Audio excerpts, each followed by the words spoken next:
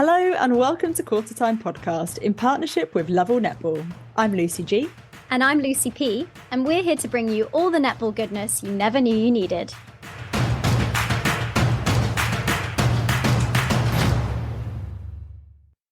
Hello, everyone, and welcome to episode 18 of Qtr Time podcast.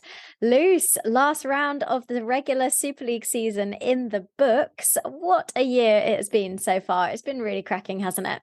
I know, I can't believe we're actually at the end now. We're at the business end of the season. I'm so excited. I know.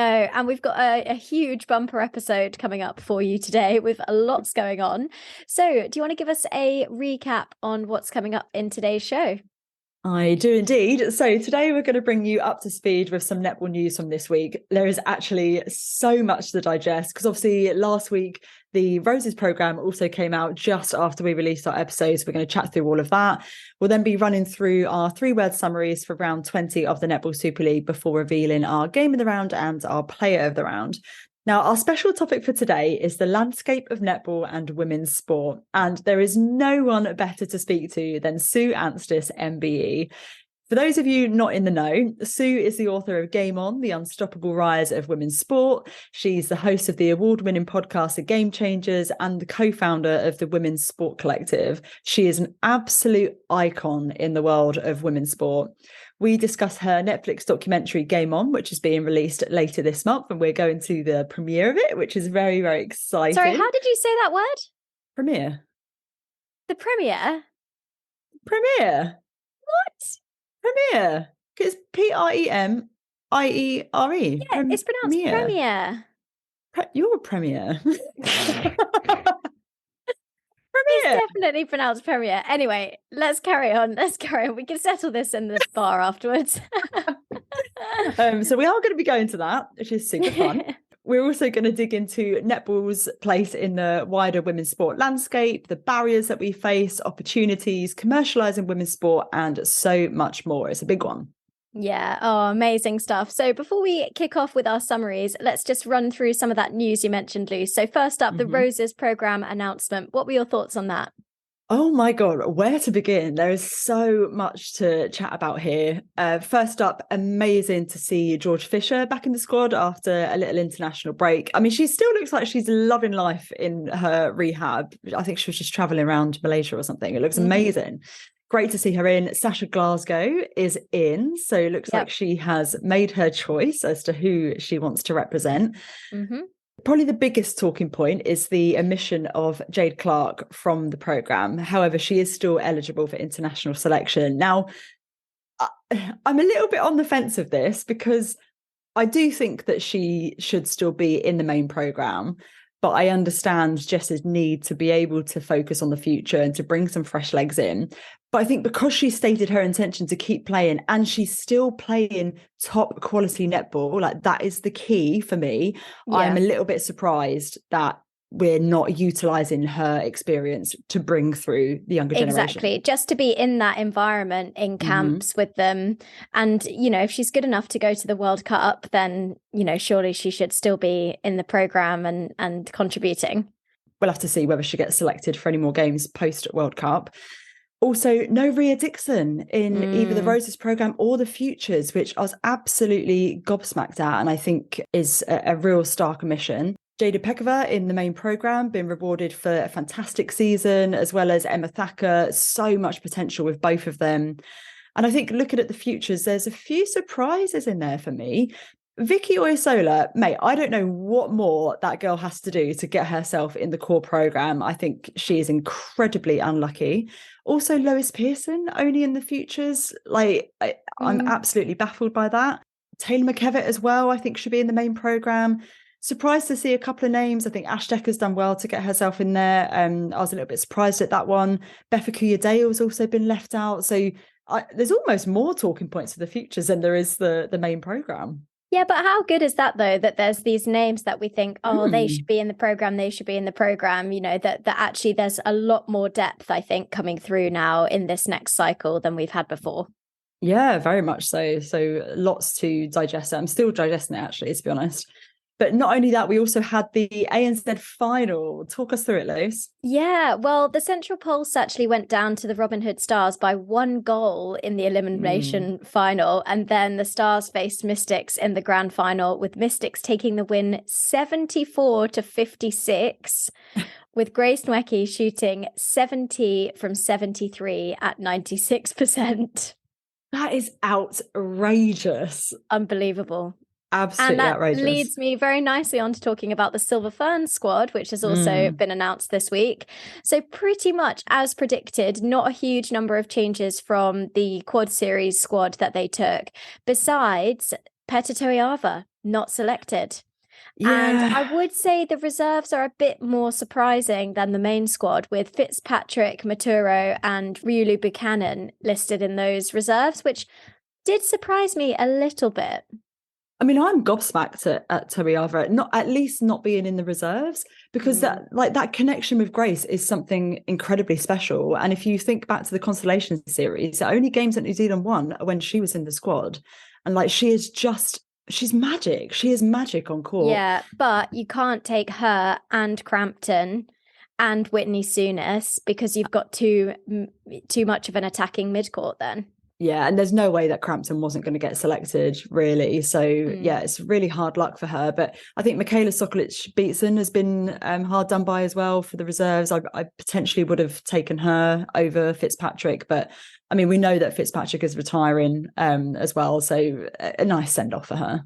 Yeah.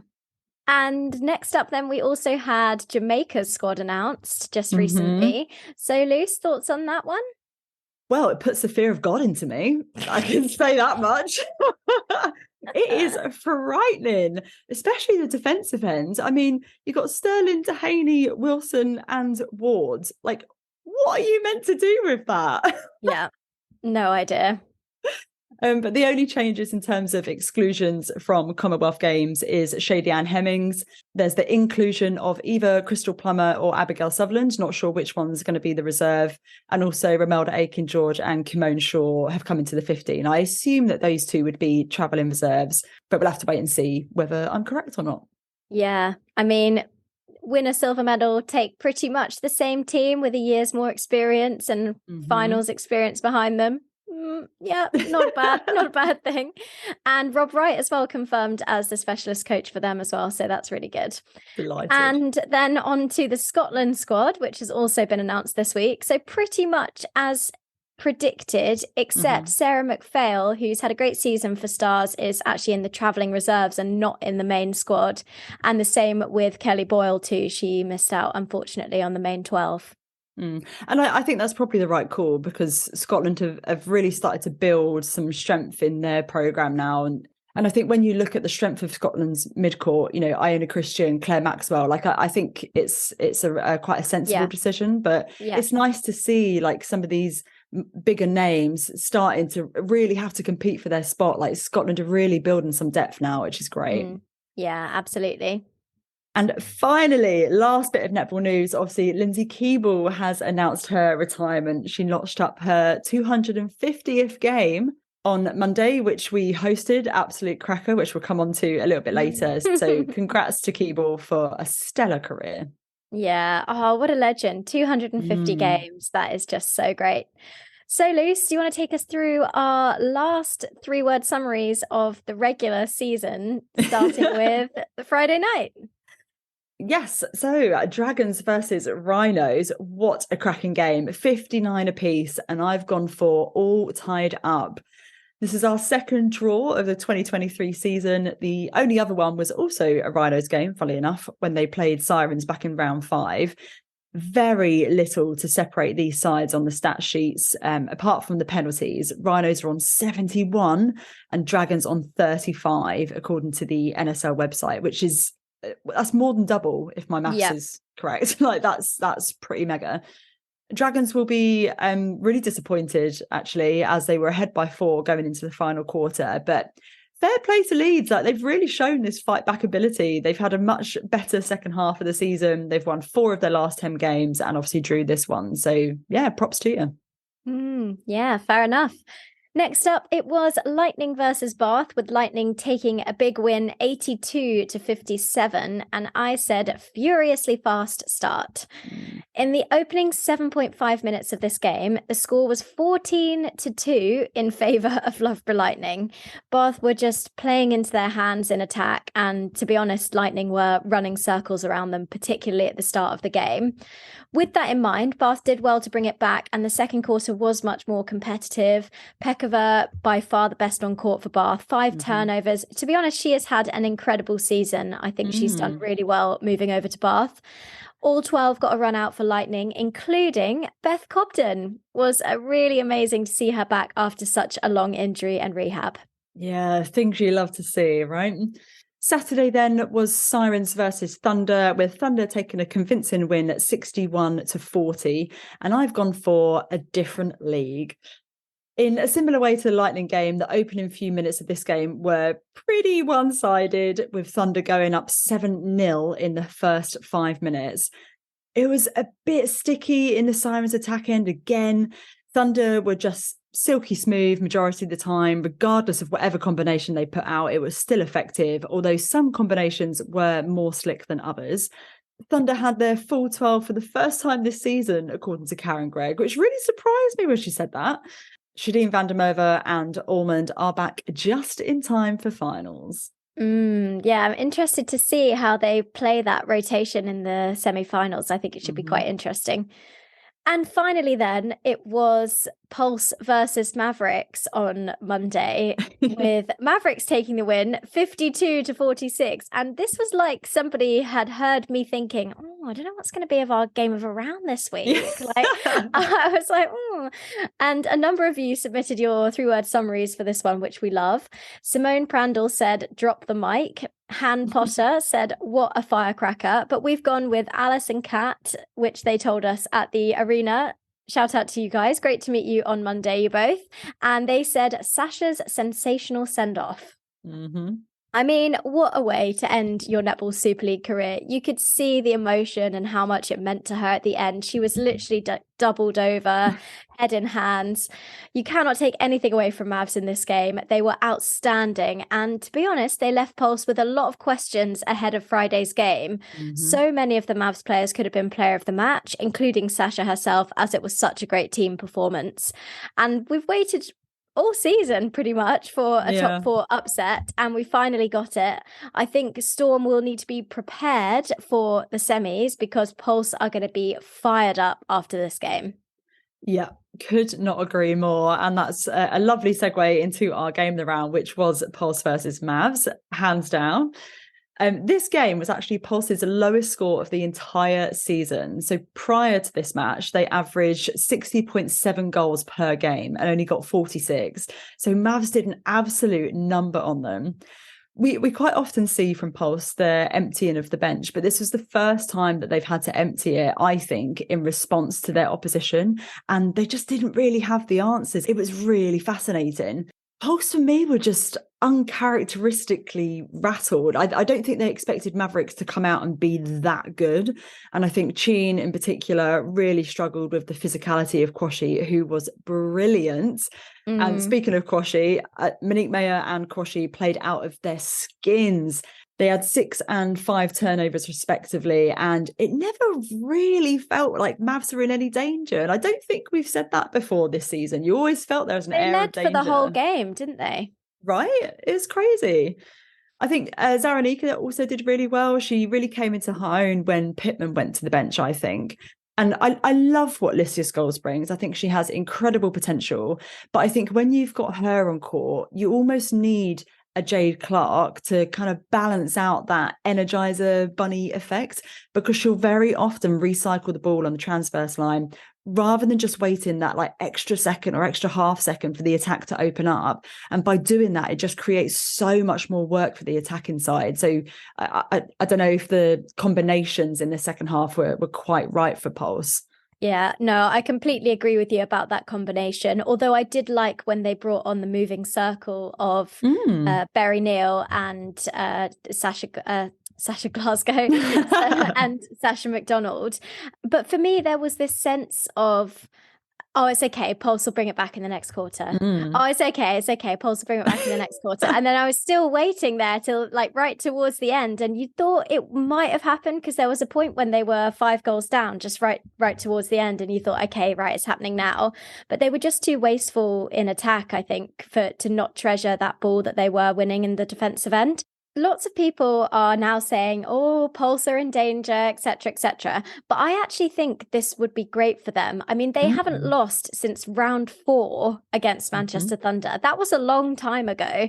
And what better time to lose and learn things about your squad than in a game that makes no difference. They'd already secured the home semi. They'd already secured top spot. Interestingly, if they'd lost to Lightning and then lost this game, they would have missed out on the home semi. Ooh. Yeah, I think, anyway, if my maths is correct. But they've obviously still got that on Friday. They're top of the table. They've got a rocket up them to absolutely smash the game on Friday. I think it could be a blessing in disguise.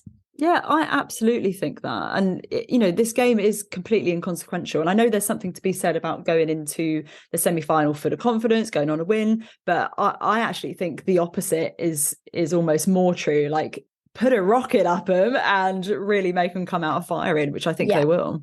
Yeah, exactly. And moving on then to our player of the round. So this week we have gone for England captain and all-round legend, Matt Metcalf. Nat Metcalf. She had 34 feeds this week, which was the second highest of the weekend. Shooting wise, she had 11 from 12 at 91%, plus an offensive rebound. And she's just so crafty on court. I love how she creates space when it seems like there is none. She'll come in and get those little itty bitty balls to just get people out of trouble and really just keep working and working. And it's so impressive. And there's obviously been a lot of talk about her going to Netball World Cup as that wing attack, goal attack slide. But she has proven that domestically, she isn't afraid to shoot when needed. And it could provide us with something completely different if the occasion calls for it in South Africa. I'm not sure it will against the top teams, but you never know. And I just love her leadership style at Thunder. She's always such a ray of sunshine and positivity too. It's great. She's had a great season. Yeah, you never see her drop her head at all or get visibly frustrated. And I love that about her. But I think that leadership point is really key, particularly in this game. And with that swing into goal attack in the second quarter, where she had Pearson in a goal shooter, she really stepped up and took some leadership in the circle. She shot significantly more than Pearson with 8 goals to 3, which is probably the reverse of what you'd expect from a goal shooter goal attack combo. So great season from Nat for sure. Yeah, defo. Coming up after the break, we chat to Sue Anstiss for the landscape of netball and women's sport.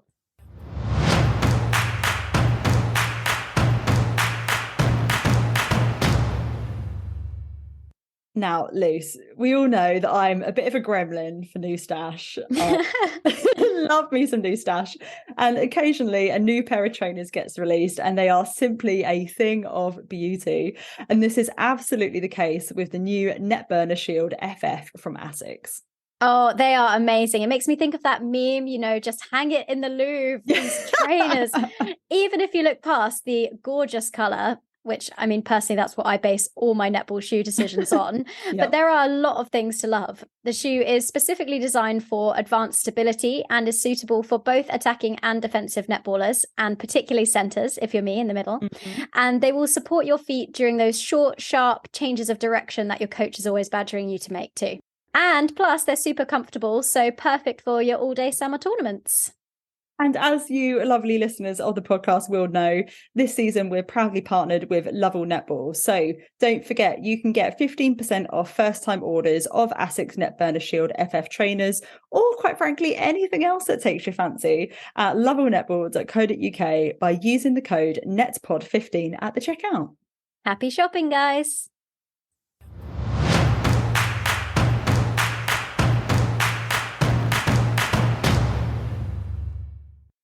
It is my biggest pleasure to welcome Sue Anstiss, MBE, onto the pod. Sue, how are you? I'm very well, thank you.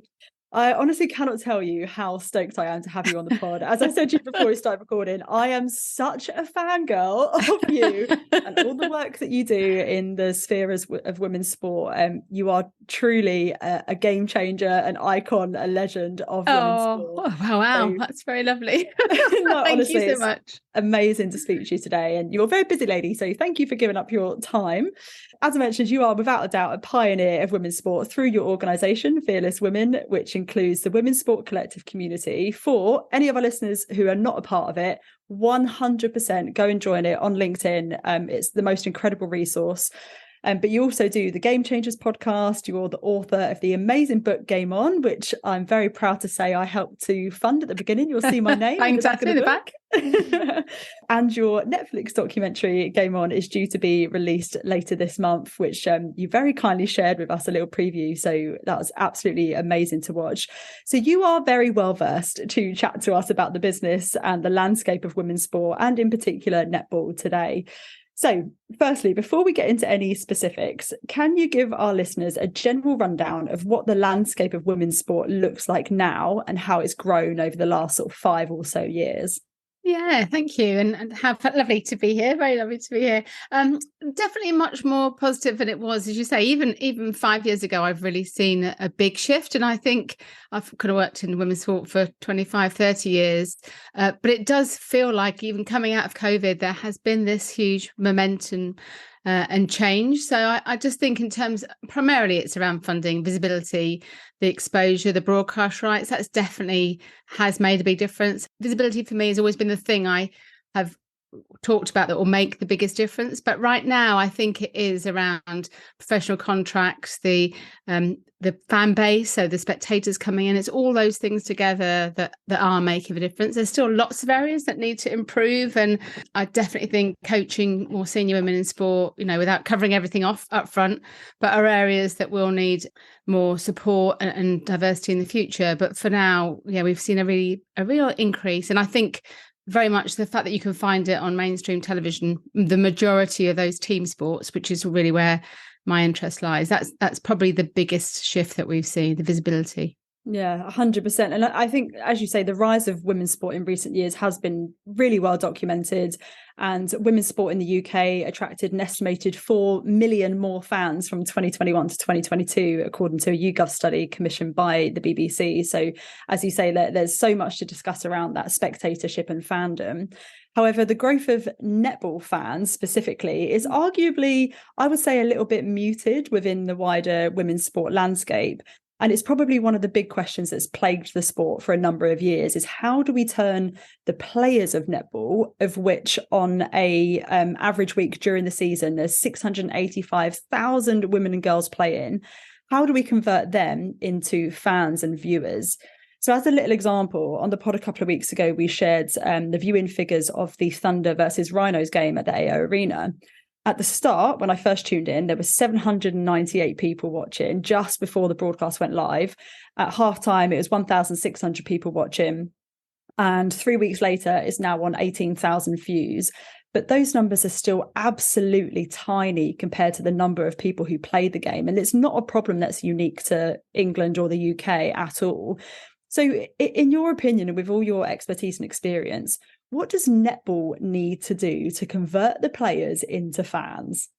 I think, sadly, one of the things that without doubt makes the biggest difference is that free-to-air coverage, right time, right place, high-quality production. And netball's got that over the years, the amazing work that Sky Sports have done. But I think when you see even those, I'm going to find the examples now. A few years ago, there were a couple of internationals that were on BBC Two, and the viewing figures were over 1 million. It was like a Sunday afternoon at the Copper Box, but getting it onto the BBC, getting it onto those free-to-air channels at the right time, I do think that is the bit that makes the difference. That having to go away, and I am a huge netball fan. I'm also a massive women's rugby fan. I love women's rugby, but having to find it on the the app and then screen it on my television, and it's just a faff. And my husband laughs every week of like, how on earth do does women's sport expect to drive those fans to the sport when it's so hard to find and then screen, and then once again you've got to find your passcode, remember your passcode to log on to a site, to, you know, so I do think without doubt having it on the free to air channels is a bit that makes a difference. And we've seen that, haven't we, with WSL this last couple of years, just the huge numbers that are coming to it and finding it on BBC or ITV. So sadly, I do think that is the ease of watching is definitely something that netball perhaps hasn't had in the past. And I know, you know, fabulous, it's on YouTube and Sky, but I think that's something that hasn't really helped it. Yeah, I think you're completely right on that. And actually, even in my own club, because historically netball has had one game a week on Sky, a lot of people don't actually know that there's even now 3 games a week on YouTube, because they're still sort of thinking, oh, it's on Sky. Maybe not everyone necessarily has Sky and they're able to access it. So I think that does cause a bit of a rift in kind of that knowledge base. And then that's something that contributes to people playing netball, but not necessarily watching it. And I think in terms of Sky Sports, they have obviously been a long-term partner of netball since 2006. They've done a lot to help grow the sport. And actually, the 2021 season during COVID was outstanding, because we did get all of those games, you know, free to air on YouTube, and, you know, full coverage, and the quality of it was fantastic. However, I think almost since that time, at certain times we've slightly gone a bit backwards. There's been a few occasions when the stream has been down, graphics been incorrect, commentary has failed, you can't hear people. And I think fans are becoming more and more vocal in the demand for increasing the coverage, both in terms of quality and quantity. But we do kind of appreciate it's a bit of that chicken and egg situation. You know, how can an outlet like Sky justify spending more on a better broadcast when the numbers aren't being seen and it's not translating? And also, how can we bring in the numbers when the broadcast isn't ideal in all cases? So how do you think we can break that stalemate? Oh, I wish I really knew the answer to that. I think there's good work being done. I think having a dedicated time slot, I think that's helped this year, of saying whether it's Fridays at 7:00 or whatever the time is, to begin to know and have a pattern of watching. And I think the work that's being done to better understand fans of female sport and of sport generally, I think that will help to understand who it is that's watching, how they want to watch it, where they want to watch it.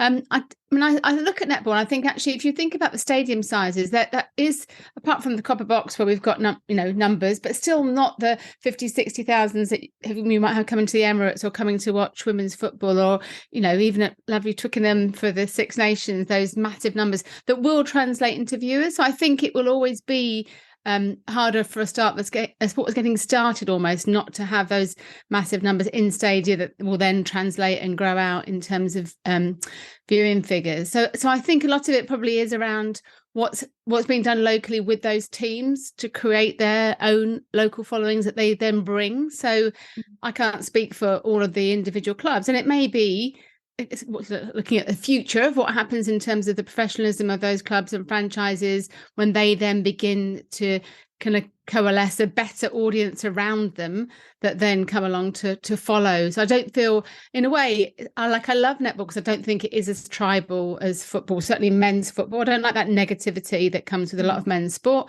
but actually it's an element of that, not the violence and the aggression of the tribalness, but the being a loyal fan and really wanting to follow my team.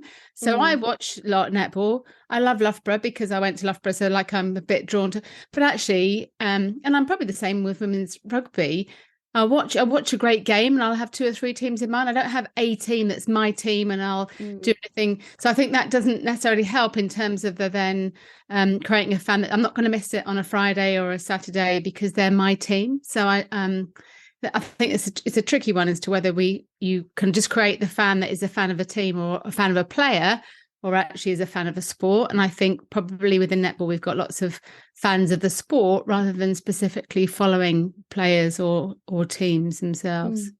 I think that's really interesting. I wonder whether that's down to kind of culturally how we view sport, and, you know, particularly women's sport in the UK. Like, you know, football is obviously that prime example that you've referenced as well. Like, there is very much that tribalistic, is that a word? Tribal, it is now. Tribal nature to it. And actually there is, you know, what could we do as a sport to be really innovative and try and build that fan base without perhaps the aggression and some of the negativity that football has in terms of their fan base? So what kind of innovations would you like to see be brought into netball or women's sport more broadly that empower women to kind of watch it on their terms and build that fan base and that loyalty to the different clubs and franchises?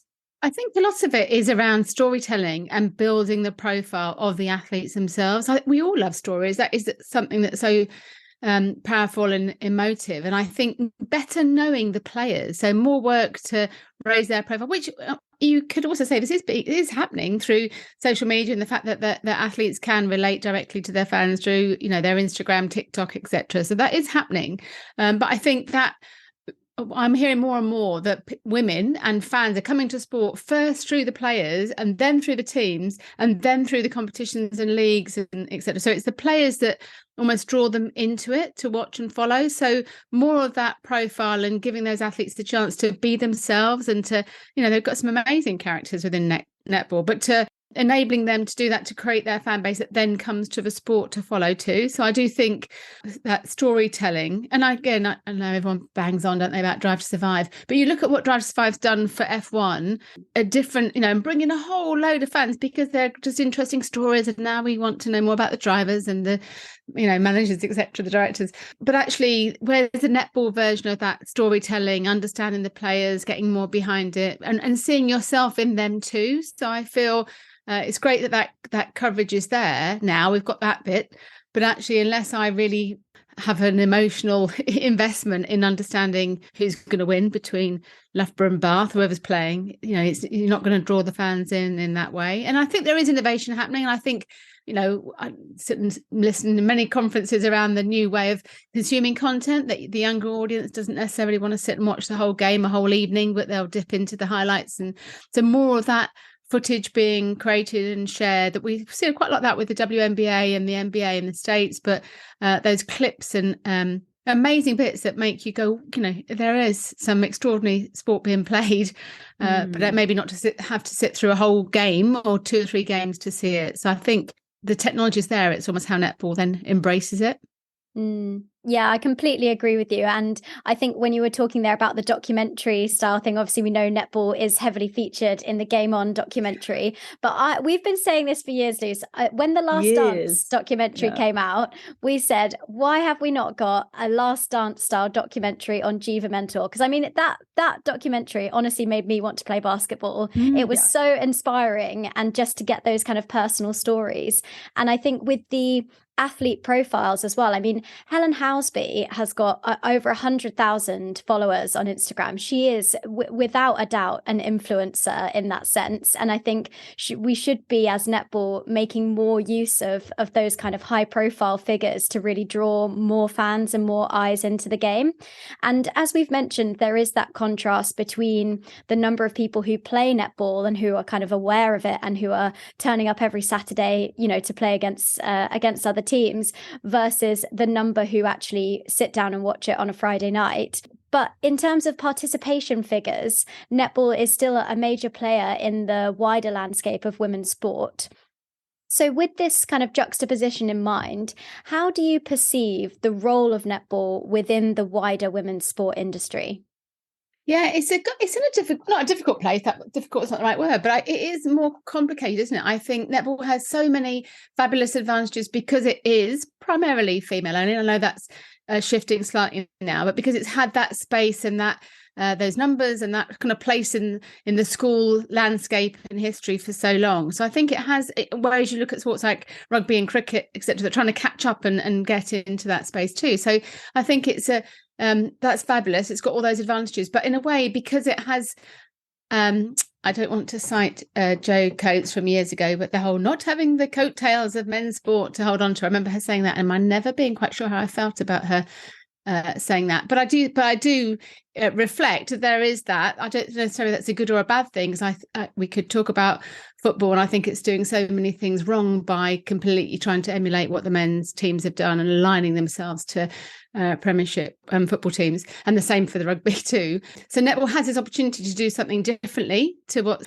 the other female team sports are doing, and yet because it is so female, I think that sometimes a disadvantage when I look at the commissioners who might be looking at what content they're going to commission, the newspaper editors, what sports they're going to coverage, the broadcasters and what they're going to choose. And I will talk a little bit about the game on in a minute, I'm sure.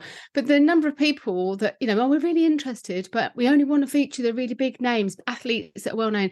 Well, actually, the women's sports athletes aren't that well known because they haven't had that coverage. It's like that vicious cycle. Until you give them the profile and enable us to make amazing content and put that and tell their stories, then they will have that profile and the rest will follow. So I think that almost netball's been held back a little bit, perhaps, because I'm sure people must have taken ideas for content around netball to various broadcasters, but almost because it's seen as a female sport and not appealing to who their typical audience is of men who have always had sports content for men. I think maybe that's harder perhaps than some of the women's rugby, women's cricket, women's football, where it's almost seen as more balanced automatically because it's been a male sport that we've got women coming to. I think that's so interesting, and I completely agree with you. Is that the women's rugby and women's football shouldn't be seen or shouldn't be a byproduct of the men's game. Like, they are actually two completely separate entities and two very different games. Like, if you watch a men's football game and then watch a women's football game, I'm probably going to make myself very unpopular saying this, but I cannot watch men's football at all. I find it so boring. But women's football, I find so much more active. I think they attack the game a lot more, and they're two completely different things, but they do have, football and netball, again, if you compare them, two very different backgrounds. And like you say, netball doesn't have the men's game to sort of help support it. So is the key then to growing the women's game actually to involve more men and to better profile the growth of the men's game? I don't think so. No. Why not? Why do I not think that is? Is it? Oh, well, I don't know. You're making me think there. I don't know, because I feel it's such a brilliant product in its own right. I'm not against the promoting the men's side of the sport, but I just feel there's so much that it stands on its own as such an amazing sport too. And I celebrate all that the men's teams are doing to support the women's teams in other sports, but I do think, as you said, they are kind of amazing different sports, and I would hate to feel that netball kind of needed that men's involvement in order to get that profile. But actually, you've just suggested, and it's made me think, but so maybe that is the case. I guess it just makes me sad to think that might be the case, that's needed, that it can't do it without that, because I do feel the product that you've got is so amazing. And I've always, it's funny, isn't it? I've always thought that almost what appeals to an audience. Actually, how could anyone watch that netball, and especially in terms of the Super League and also international games, and not be completely entranced with just the physicality and the speed and everything about it? And then you sit and watch a game of men's football and it's still 0-0 after 90 minutes extra time. That is the most frustrating thing for me. Seriously, we've been here for hours. There's no goals have been scored. What's going on? I know. So it's quite funny. So, but I understand it's the simplicity of anyone can play it around the world, blah blah blah. But I do sometimes look at netball and think, how could someone watch any of this and not think it's extraordinary to watch and it's fantastic and and all those things? I think, unfortunately, anyway, I'm sure we can go on to talk about clothing and skirts and all those things that maybe don't help netball because of where netball's wanted to position itself as more female and as, come in with your lovely, you can have netball nails and whatever those rose buddies were. And anyway, but actually almost like gone down that over feminizing route to appeal to young girls. But actually at the same time, does that then really put off more men and the men that are working in the media and, commissioning, etc. too. So it is a bit of a tightrope to walk, I think, there. That's really interesting you mentioned that, because that was actually one of our next sort of talking points, because I think the whole kind of kit question is a really interesting thing in netball. And although we're seeing certain brands, for example, Flyhawk, are paving the way when it comes to inclusive uniforms, elite women's netball is played exclusively in dresses. And this is mentioned in the documentary as well. And I think it's a really interesting discussion point. And personally, I don't know if everyone agrees with me on this, but I think the dresses being unique to netball is actually a good thing, because I think it helps to empower women to feel athletic and powerful while wearing something traditionally feminine, showing that you can be both feminine and athletic, and those things are kind of not mutually exclusive. However, there are issues that come with inclusivity, and not everyone wants to wear a dress to play sport in. It isn't super practical, and particularly at grassroots level as well, it does put some people off. So in your opinion, are the dresses holding netball back? I feel they are. The more I've looked into it and researched it, I kind of feel they are. And I do understand that the conflict of the female athlete, feminine paradox of and therefore wear a dress or be feminine when you come to play sport. So I do understand that. I just think there's so many girls that we don't know that are getting put off of netball because of the dresses. I don't think it helps us in terms of that.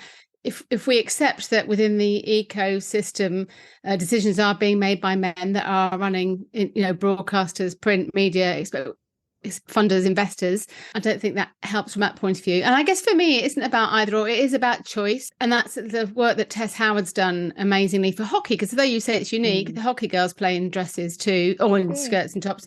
But I think that just because it's always been, and we always have to be uniform and all wear the same thing, maybe we don't need to wear the same thing. Maybe we don't need to do what men's always done. We can do it differently. And if someone wants to, in the same colour, we can play in a team without having to look uniform and all be in exactly the same clothing. So if girls do want to wear dresses and skirts, they can do, but they can also wear shorts and leggings too. And that's the way that hockey is moving. So I do feel that there's not a danger that netball gets left behind, but actually I was presented to a schools conference about a year or so ago, and one of the amazing teachers was saying, actually, I've spoken to all my girls and they love playing in dresses. And my point to her was, that's lovely that they do, but what about the 90% that are no longer playing sport because they don't? So all Qtr girls, not all Qtr girls, but many of the netballers, my daughters have all played netball, and many of them will say, yeah, we like the dresses, but actually it's the ones that have stopped playing completely because of the dresses that kind of, so I'm more concerned about them than those that love it. But those will love it whatever they wear.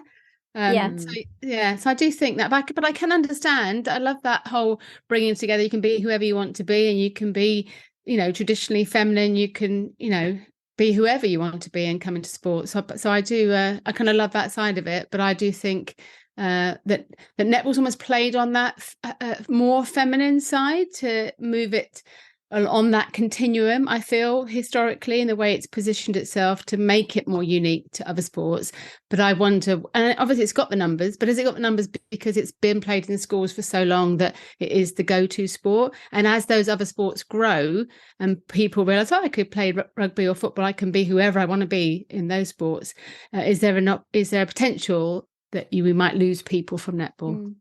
Yeah, I think it's actually inevitable that we will. And I find this whole discussion so interesting, because for me, like Luce, I actually I disagree with you for a change. Normally we agree. I know, usually we agree on everything. But for me, like the fact that a broader clothing range, or a broader option of clothing isn't yet the norm in netball is kind of demonstrative of the sport's reluctance to kind of deviate what's this kind of socially constructed idea of femininity. And it's all around like what is femininity for you? Like I wouldn't describe my femininity as wearing dresses and painting my nails and all that kind of stuff. I view it completely differently, and I kind of feel that netball is too scared at the moment as a sport, bar a couple of pioneers and trailblazers, to really break the mold and shape it, shake it up. And we don't have to do what other sports do, and we don't have to do it that way just because we've always done it. Exactly as you say, we really need to shake it up, and we need to provide that the option. That's what it comes down to, is having choice. Yeah, totally agree. And I think as well, having that choice, particularly at grassroots level, is really important for not putting off people so they don't want to get involved in the game for that reason. I mean, I personally love wearing a dress. I don't know if it's just me, but I also think watching the elite game being played in dresses, it just kind of ties into that. It's one of England Netball's points in their 10-year strategy, I think, about this unapologetically female thing and not shying away from the fact that we are women playing sport and kind of appreciating these amazing athletes that we have on show. But I think one crucial thing is that it has to be well-fitting. Whatever the uniform is, I think it has to be well-fitting. You can't have situations where your dress is riding up. Everyone's going to feel uncomfortable in that kind of situation. So I think as well as inclusivity for choice for people, it's also about making sure that people feel comfortable in what they're wearing. And I think that's where brands like Flyhawk do so well, championing, longer length dresses. I mean, we've got a lot of tall girls playing netball, right? Okay, it's kind of a staple. So making sure that they all feel comfortable in that uniform. But I'd actually be really interested to hear what our listeners think about this topic. Should we keep the dresses? Should we lose the dresses? It's a really interesting discussion. I think there was an article recently over in Australia about this that kind of raised a few of the points around it. And just be really interested to know what you think. So do tweet us and let us know. It's interesting as well that you said almost the strategy of being unapologetically feminine or female. But what is female? What is that? That's different for different people. So not to harp on about this, but I think almost that association of the dresses as being really female, that isn't all women. That is some women that want to look and appeal at. Actually, we've literally just finished the poster for the documentary, and we had 2 pictures to choose for, and one of them is it's actually Love for Lightning. The girls all together, we filmed at the Netball Super League with their arms around each other, the backs of their heads, so their hair, you can see all their hair. And the other one was from the Red Roses in camp with them at Penny Hill Park, and it's another of all of them in a circle. And it's really interesting looking at their hair and what they've done with their hair and their bodies and how they look versus the netballers. And I know if we'd have had the same thing for the Lionesses, their hair, they all look the same with their hair scraped back in high ponytails, but it's very different to the rugby girls. So and it's just interesting looking at those, almost like within those sports, those depictions. They're all amazing women doing extraordinary sport, but they look and they present quite differently, and they're aligning themselves. And the other thing I was just going to say is I know that you said then almost it's lovely to see the Roses in those dresses, but actually for a little girl that's looking and watching, and that's what we want, is that amazing coverage. And for all those people to see it, maybe she doesn't see herself there. She sees a tall woman in a dress, but actually that isn't who she sees herself as. So I do think it's as important at that very top level that we show all women can be strong and powerful, successful, that to then inspire those younger women coming through too. It's like you're literally telling my childhood story. Like I grew up typical tomboy. Like I wore everything my brother wore. Like I was scruffy as anything. And like I did not see myself in netball. Like I did play it at school and I enjoyed it, but I wasn't sort of thrilled of it. I hated wearing a dress. So yeah, you're really speaking to me here, Sue. And I think something that's closely linked to this as well is around the sort of marketing of women's sport. And you obviously have a huge wealth of experience and insight in terms of the promotion of women's sport. Credit to your background working in sports marketing and sports PR for over 30 years or so. So compared to, say, 15, 20 years ago, what are the key differences that you're seeing now in terms of how women's sport is being marketed generally? I think people are being much braver, and without giving the game away of things that are coming that I might have seen down the line in terms of the Premier 15s and some of the work with the WXV, the new global rugby tournament. I think in terms of the branding and the colours, and so it's quite as simply as doing something very differently to what's been done before to make it appeal in the right way. So it isn't just about how it looks, but I think the fact that those sports and teams are looking to do that rather than veering on the side of tradition, and it needs to be done this way because this is what we've always done.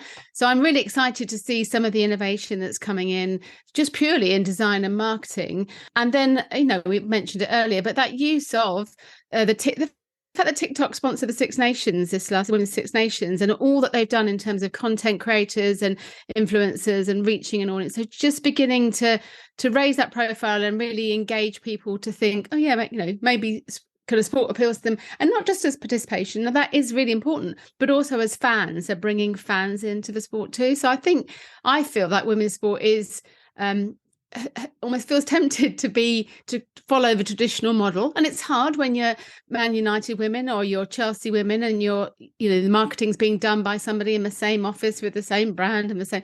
But I think where we're seeing women's sport almost break away a little bit, like Angel City have done in the US. I love their colouring and their branding, and it's really distinctive and it's very different. So I think that women's sport has an opportunity to do that, and we are seeing some of the women's, either the teams or the leagues, taking that route, and that really excites me, because it doesn't need to be like it's all. That's the last thing we want to do, is do what's been done before time and time again. Yeah, I could not agree more. Like, why not break the mold and do something different and really be trailblazers? And I think something that you mentioned towards the start of the episode is around that visibility piece.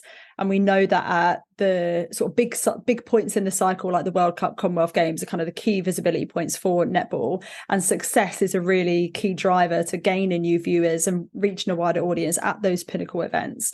2018 Commonwealth Games, prime example, winning gold, first time ever, and the sport just completely blew up. It was incredible.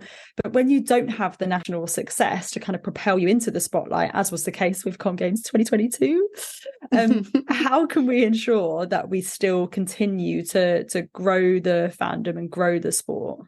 It's a domestic league. It's a domestic tournaments and leagues that are going to make the biggest difference. It's lovely to have the every 4 years, every 2 years, the big, that bring in the big eventers that might not otherwise watch women's sport. But ultimately, our success will come when we've got people consistently week in, week out coming to watch domestic sport. And I think that's where in cricket, the hundreds made a big, I guess that's not week in, week out, but that is a domestic piece. But where we're seeing some of those, that following. And I think what will happen in the next few years with the Premier 15s, what we've seen with the WSL now, with those fans coming in to watch more regularly. So I do feel that is the part that needs to build, and probably for Netball's a bit behind all of those for various reasons we could go into. But I think, Netball's on a pathway, knows that's where it needs to get to. But I think that's the bit that makes a difference, is when you've got fans who know every Saturday, every Sunday, every Friday night, I can either book tickets to go and see a team, or I can watch my team, etc., rather than waiting for those big, massive tournaments. So we'll always have a following. But as you say, we can't always be successful, then a national team. And actually, it's great if we're successful, but what does that mean in Wales and Scotland and Ireland and other places too? So we can't rely on the national success, although that helps, but it needs to have a quality, sound, ongoing domestic product. Yeah.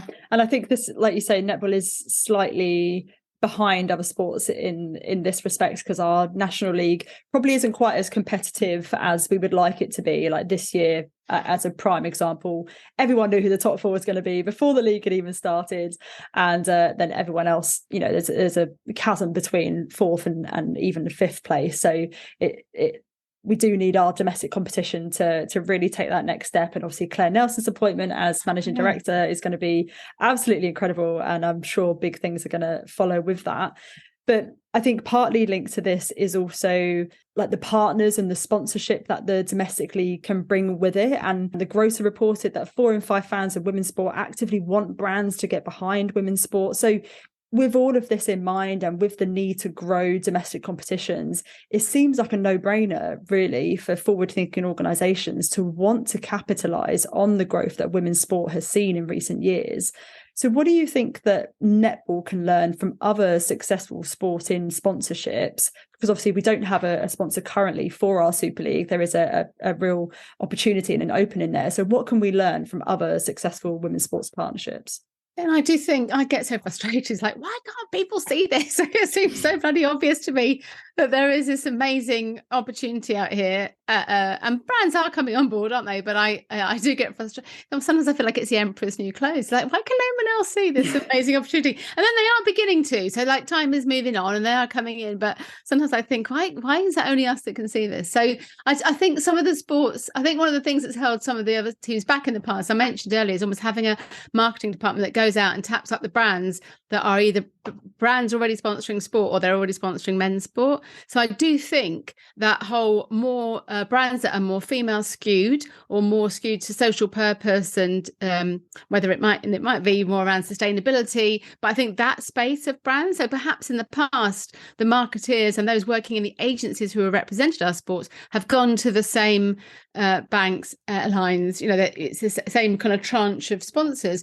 But actually, where we've seen some sponsors coming in, and not purely going back to that feminine conversation, but actually brands that might appeal more to females, to a younger female audience as well too. So I think there's a lot of, and I think that's almost like seeing TikTok come in as a sponsor of Six Nations. You never would, and they have sponsored other sport, but actually the work that they're doing within the women's space is really interesting because that's the audience that they want. So I wonder whether we've done enough to go after those brands that have never been in sport before, because men's sports never appealed to them, not just to reach that audience, but all that men's sport in some sports has stood for and represented, whereas actually women's sport offers something completely different. So I do feel we'll probably see more, and we're beginning to see that with Zero and stuff, some of the brands that have come on to sponsor both UK and globally other sports too. And what's happened in the past has been, it's almost like you've got your sponsor and then you take a little bit of the pie and you give it to women's sport. Actually, what we want is people that are coming in the way that Kia did with women's cricket, where they come into a sport and they say, we're actually not interested. And Investec really in hockey, we're not interested in the men's team. We're going to just really focus on the women's sports. I think more of that will happen in the future too. Yeah, and I think it's an interesting thing because brands really have an opportunity to be aligned with forward-thinking organizations, and our female athletes are such fantastic role models that you would think it's obvious that you would want to align your brand with someone like that. And I think as well, another aspect of this that we're really fascinated by is the capacity for women's sport to be used as a vehicle to drive equality and open up conversations, particularly in terms of how women are viewed in the world. And this is something that a theme that came out of the documentary, which we really loved. And there's no denying that even today in 2023, women's sport itself is a political act. And throughout the years, women have fought for their right to play sport, to ensure that sport is a place where all women and girls can belong. Although incredible progress has been made in terms of gender equality in sports over the last 100 years, do you think that there's somewhat of a political burden or additional pressure on female athletes by the very nature of their participation in sports? Yeah, I do. I mean, I think it's hard to be a female athlete who might just want to focus on being a brilliant athlete and being world champion, whatever they might be doing. But when also then they're getting asked all kinds of questions around issues, and we could go into them all here now, couldn't we? But so I do think, and then it's the whole, you want to be a role model for the next generation, which is fantastic. But actually some of them may just want to go and be brilliant athletes. And I think there's a whole load of other stuff that comes on the back of that too for females. And I do think, I'm just going to jump slightly back on terms of the branding and the sponsorship. If you look at the brands that have come into sport, and I know some of the senior people making the decisions around those brands, they're often men also, so that it makes it harder. It has made it harder, I think, for netball in the past, and amazing men, and some of those men have absolutely supported women's sport, and it shouldn't just be women that are supporting women's sport either, but almost not seeing the bigger picture, the bigger opportunity when you lay the facts out around all the stuff that you mentioned.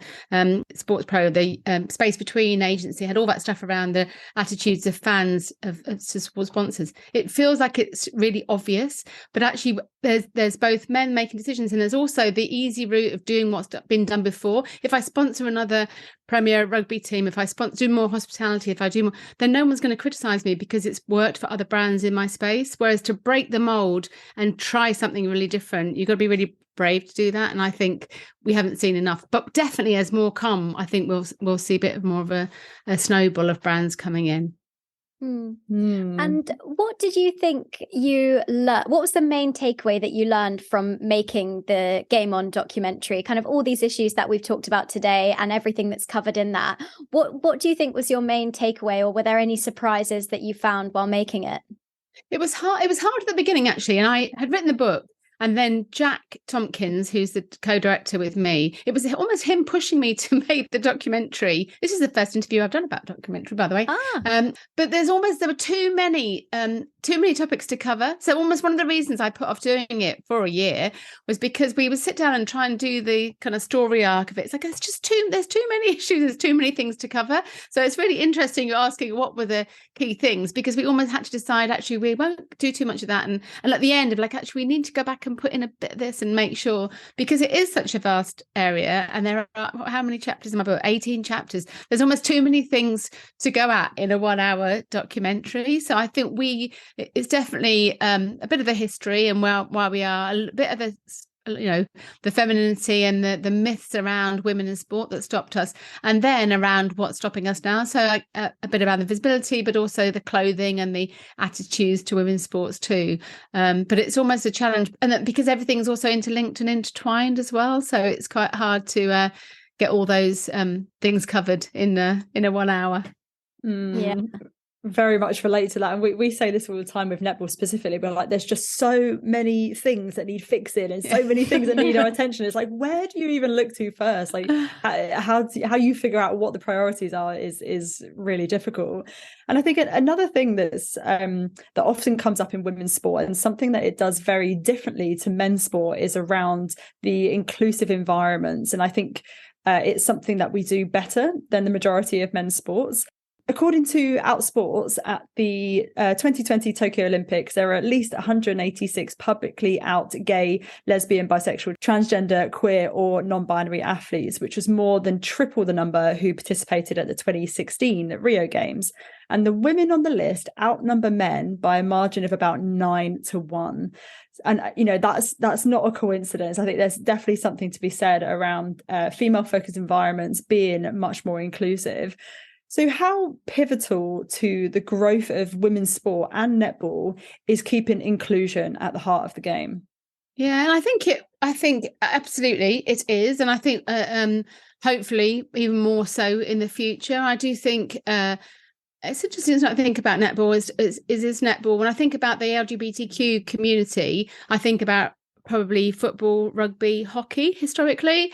And I don't know whether I wouldn't think that of netball, or whether almost because netball's gone so far down the hyper feminine, typical traditional feminine, maybe I don't know. It's interesting having this conversation as to me thinking of whether I feel it is as welcoming space for the LGBTQ community as those other team sports. From the outside, I don't feel that it is. I don't think it's not inclusive, but I wouldn't think of it as, it wouldn't be my go-to thought of a sport that truly makes you feel like you can be whoever you want to be. So I don't know what you think. I'm not sure. It's not for me to ask you about that, but I'm not sure. I've never been asked that before, but I always think about, I thought about women's sport are super inclusive, and I think of, and baseball, softball, and there's like sports that have been around since the 40s, 50s, 60s that became the place where LGBTQ women felt they were included and they were accepted, and there was an opportunity. I don't know enough of the history of netball to know whether netball is also that place. So yeah. I think that's really interesting. And I think, England Netball did produce a diversity and belonging report in 2021 and a new one for last year as well. And there were sort of barriers, particularly with the LGBTQ plus community, again, around kits. That was absolutely one of their top barriers to the sport. So I think for those members of the LGBTQ plus community who are already in the sport, I think the findings were that the majority of them found it a very inclusive environment. But if you're outside the sport trying to get in, that's where the key barriers were for that community. So it's quite an interesting one for me. Yeah. I think as well, it's a good reminder, actually, speaking to someone who is in the world of women's sport like yourself, Sue, but not necessarily directly as entrenched in netball as we are. The work that we still have to do on the perception of netball and some of the stereotypes. And I think we're still kind of getting there with that, with the idea of a schoolgirls sport, trying to break down those kind of barriers and things like that. But I think it's a good reminder that we've got a lot of work to do, and we can't just be focusing on ourselves and what we're doing. We have to make sure that netball is outward facing in terms of its inclusivity and actively kind of welcoming people with open arms, rather than kind of being too closed off and putting these barriers in place. But that's really interesting. And I think to be honest, most people would agree. If anyone's been listening to this conversation, you would agree that it is an incredible time to be involved in women's sport. Although there are a lot of challenges, we've seen some amazing progress in recent years. And according to research by the Women's Sport Trust and Two Circles, women's sports in the UK could also generate £1 billion in revenue a year by 2030, up from 350 million in 2021. So for you, what does the future look like for women's sport? I do feel it's in such a positive place, and it's fragile. I also sense, if you even look at the conversations going on right now with FIFA and the broadcast rights, and when we ever get to see the World Cup this summer. So I think it's fragile for a whole history of reasons, but it's in a really, really exciting, good place. And I think just each year, you mentioned the Women's Sport Trust numbers, like every time they do another quarterly report, it's like, wow, it just keeps going. And I realise it can't keep going upwards forever, but it does feel like we're in a really great place. And the more that comes, we talked about coverage, it's about quality coverage. So the investment, so more we're getting that coverage and people recognising good quality punditry, analytics, more cameras, all those things that it's making a better product that's bringing people to the games. And we're seeing those fill stadia and everything. So everything feeds everything. I guess my piece, my concerns would, not, you haven't asked me my concerns, I'm going to tell you them anyway. Coaches, female coaches, I think across sports we just don't have enough female coaches at that grassroots level. So loads of clubs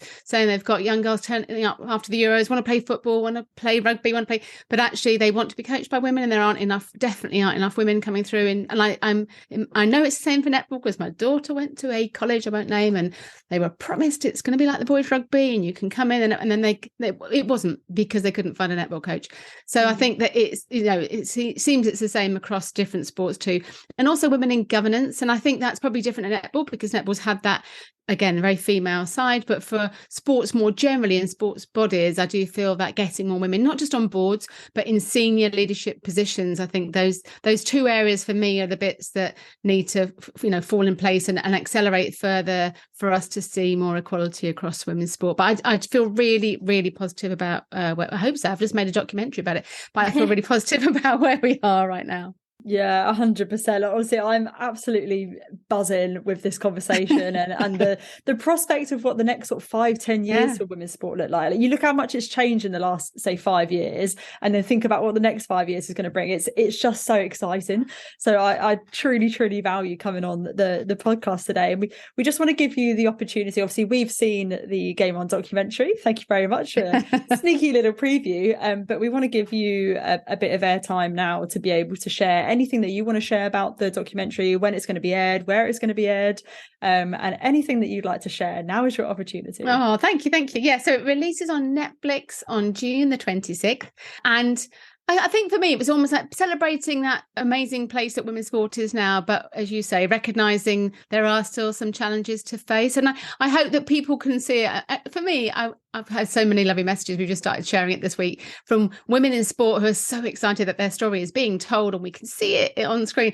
But actually what I want is the men and boys and boyfriends and husbands that are sat next to them at home watching it and going, oh, I hadn't realised that, who may never pick up the book or never really experience it, what's happening in women's sport, but actually seeing it in a 1 hour documentary might just begin to change more hearts and minds. So that's why we made it. That's the bit that I'm really hoping for. And if the reaction to the trailer today is anything to go by, then hopefully it could do that job. Yeah, honestly, it is incredible. I cannot recommend watching it enough, but also getting the book. Absolutely. If you've not bought the book already, do buy it. It's pretty extraordinary. And I learned so much from reading the book. I cannot recommend it enough. So oh, sorry, so go ahead. I was just going to say, you can listen to the book. The book's free as well. So the Game Changers, we recorded it, and every chapter of the last series is a chapter of the book. So it is free to listen to also, because I know in recording it, actually, I realised lots of people don't read. I think if you love books, you love books, but lots of people don't really read for various reasons of time or just, that's not their thing. So it's been amazing, the response to providing it free for people to listen, and that people can dip into the odd chapter. They don't need to read it cover to cover. And I think that's important to let people know that with non-fiction books. You don't have to start at the beginning and finish at the end. Just pick a title of a chapter that you like and listen to that one. That's all good. Yeah, amazing. Oh, well, Sue, thank you so much for coming on. Appreciate you're a very, very busy lady. So it's a pleasure. Really grateful for you sparing time for us today. Thank you so much, and keep being brilliant and doing all that you're doing for netball too. It's much appreciated. Thank you. Thank you.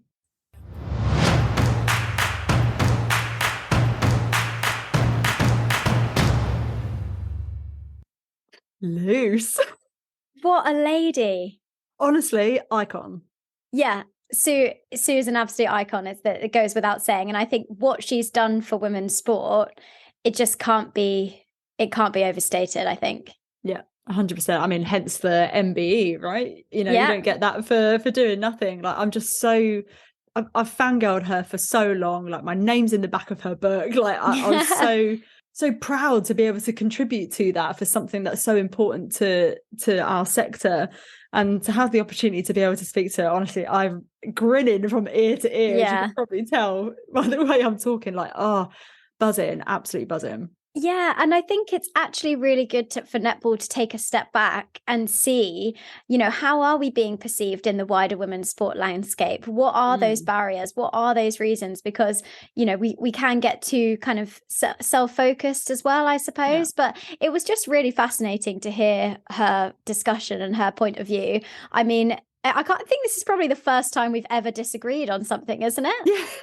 I think there might have been one or two. Maybe about Kadeen. The only things we disagree on are Kadeen Corbin in goal attack versus goal shooter, or netball dresses.